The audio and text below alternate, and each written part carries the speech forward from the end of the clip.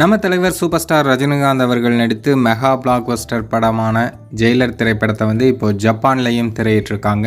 ஜப்பானில் நேற்று முன்தினம், அதாவது பிப்ரவரி 21ஆம் தேதி ஜப்பானில் ஜெயிலர் படத்தை திரையிட்டிருக்காங்க. ஜப்பானிய மொழியிலேயே அங்கே இப்போது ஜெயிலர் படம் திரையிட்டிருக்காங்க. ஜெயிலர் திரைப்படத்தை ஜப்பானிய மக்கள் உற்சாகமாக செலிப்ரேட் பண்ணிகிட்ருக்காங்க. ஜப்பான்லேயும் ஜெயிலர் திரைப்படம் ஒரு மிகப்பெரிய வசூல் குவிக்கும் அப்படின்னு தான் இப்போ எல்லோரும் எதிர்பார்த்துட்ருக்காங்க. ஏற்கனவே 650 கோடிக்கு மேலே வசூல் பண்ணியிருக்கிற ஜெயிலர் திரைப்படம் ஜப்பானில் எவ்வளோ வசூல் பண்ணுது அப்படிங்கிறத பொறுத்து கோலிவுட்டோட நம்பர் 1 திரைப்படமாக மாறுமா அப்படிங்கிறத பொறுத்திருந்து பார்ப்போம். இப்போ வரையும் நம்பர் 1 திரைப்படமாக சூப்பர் ஸ்டாருடைய 2.0 திரைப்படம் தான் இருக்குது. அந்த திரைப்படம் 850 கோடிக்கு மேலே வசூல் பண்ணியிருக்கு. கூடவே சூப்பர் ஸ்டாருடைய ஜெயிலர் 2 திரைப்படமும் வருது, கூலி திரைப்படமும் வருது. இந்த திரைப்படங்கள்லாம் 1000 கோடி வசூல் படமாக இருக்கும் அப்படின்னு சினிமா வல்லுநர்கள்லாம் பேசிகிட்டு இருக்காங்க.